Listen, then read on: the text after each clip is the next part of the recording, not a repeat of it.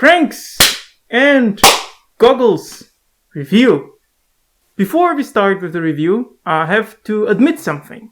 So, some time ago, probably last year, I actually had the developer lined up for an interview.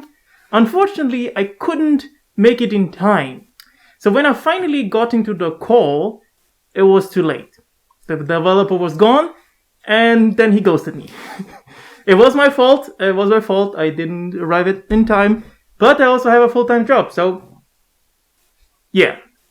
But here I want to ask for forgiveness. I want to apologize to the developer. That was a little bit rude. I should have warned him before I went home. So, sumimasen, Ayadin-san, and I hope you enjoyed this review. Alright, let's move on with Cranks and Goggles. What is this game? Cranks and Goggles is an isometric racing game that is set in the roaring 20s and is supposed to simulate the unstable and dangerous nature of early racing events where people will frequently die because at that time nobody gave a fuck about driving security. And I have to warn you right now, there will be driving in car puns, so prepare for that. If you don't like puns, you won't like this episode. As it is tradition on this channel, we have to take a look at the menus first, shall we? Everything is pretty good. The options menu even has my beloved resolution and windowed mode. The audio options are a little bit weak since you can only turn it on and off, but you have the choice between 3 languages and I'm always happy to see Portuguese as an option since Portuguese really doesn't get much love, you know? If you want to start a race right away, you can just press quick play and just race to your heart's content.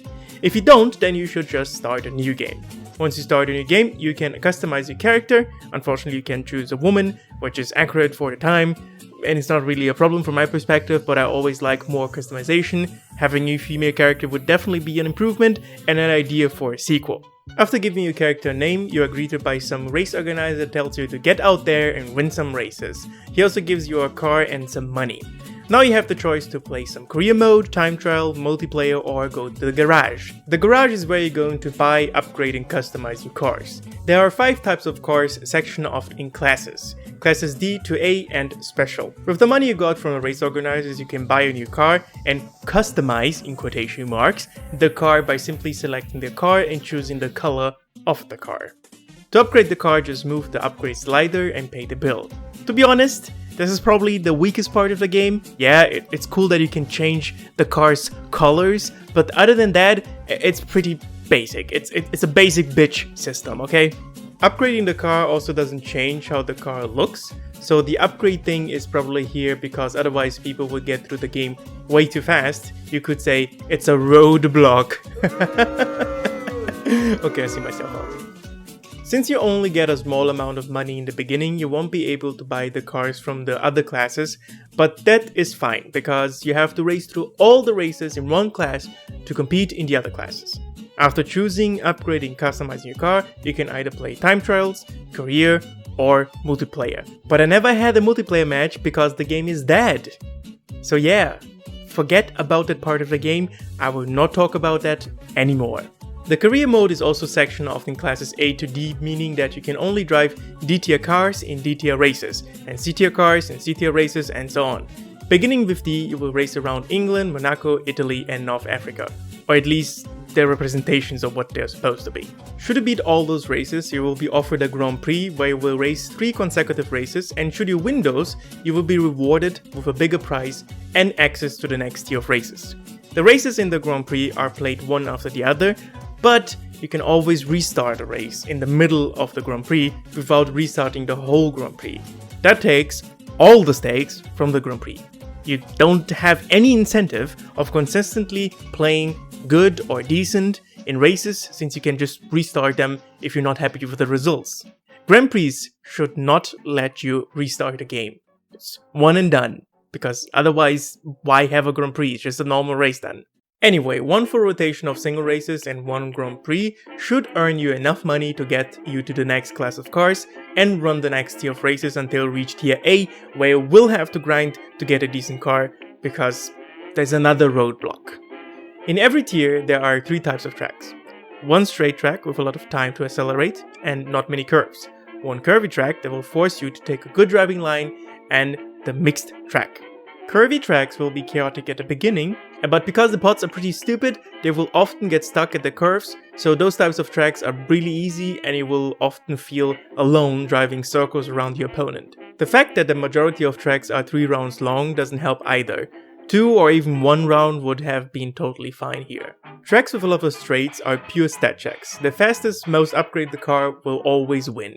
Sure, you can try to drive as close to the middle of the circle as possible, but it's mainly a stat check. Funny enough, those are tracks that have only 2 rounds, and even those feel pretty long, to be honest.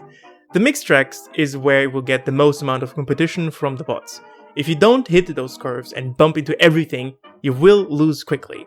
Those tracks actually don't suffer from the too long syndrome, making 3 round structure perfect for them, but even those feel pretty long. So what happens once you finish everything in career mode? You get a car. Yep, you get a car. Story? What the fuck is a story? It's a racing game, fellas. No need for a fucking story here. Yeah, we don't care about stories. We're manly men. We just need cars and machines and oil. Yeah, I mean, I just think every game could use a little bit of context. I'm looking at you, Bamosh, and I think this game would actually benefit from a story. Career mode feels really barren and long. Sure, the races are fun, but there is nothing really driving me to continue with the races. Nothing gives me a reason why I should race. I can imagine someone just jumping off really quickly after they drove their first race and won their first race because, you know, there's nothing more for them there. They already mastered the thing. Something simple would be enough. You are, for example, the son of a mechanic. Your father gives you your first car with his last money and tells you to follow your dreams. You enter your first tournament to win some money for your family. In every tier you have a rival you have to work towards and then challenge in the final Grand Prix. And there you go. It's a cliche story, I know, but it will be probably everything I needed to keep me tied to the game. And sure, some tracks have a little bit of environmental storytelling like a crowd cheering, an airplane flying around, or a broken car. But those seem more like nice eye candy. Yeah, they just are nice eye candy. It looks cool when you spot them, but that's it. That's it. It's just cool. It doesn't do anything for me. One of the things that a game really does well is actually engine sounds. At the same time, the game only has 2 music tracks that play on loop. It also doesn't help that once you figure out the game and drive at least decently, it will be often alone at the front and leading the squad, and that can bore someone out, especially if the race is 3 rounds long. Have I mentioned that the race is 3 rounds long? I think that's a point I have to repeat every now and again, that the race is only 3 rounds long and you will often beat everyone really quickly. Have I mentioned that? Good. Just keep that in mind, okay? Instead of having 3 rounds, there could be a long round on a bigger track. There could be also a shortcut after the first round, making the second round faster. Or you could have a track with split tracks, making every race different. Honestly, there are many things you can do to get rid of this boredom that most players, once they figure out how the game works, will feel. All of this, I could look past through. But there is something that really annoys me. Your car is always centered, meaning that you're seeing a lot of space behind your car that is useless. It's completely useless. When you're driving fast, you might miss a curve sometimes, because you can't see the curve. Yes, there are signs on the track themselves that there are curves coming, but most of the times they are right on top of the curve. So what the player will be doing is looking at a mini-map all the time to see if there's a curve coming up. You could solve this issue by putting the car at the edge of the screen instead of the center of the screen. That would give the player a bigger field of view and avoid the whole not seeing curves coming. A second solution would be to zoom out the camera more, and a third solution would be to give me first person mode. So yeah, there's definitely a way to solve this problem. I shouldn't be forced to look at a mini-map all the time while I'm driving in a driving game. Minimap driving doesn't fit, you know? This is not an RPG. This is not Fallout 3. Good. Now that we talked a little bit about systems, tracks, and that multiplayer, how does the game actually feel like? Well, with the cars of Class D, the game feels slow or sluggish. At the same time, the cars are very wobbly or wavy to control. You have to be very careful when steering because everything can make you drift and lose control of the car. The higher the tier of the car is, the faster the game feels, but the wobbly controls stay the same. So most of the time, you will actually be fighting against the game controls instead of the bots. The wobbly controls ultimately force the player to concentrate on the game 100% of the time. Every turn and every curve has to be taken with caution and the most amount of control you can actually apply to the game.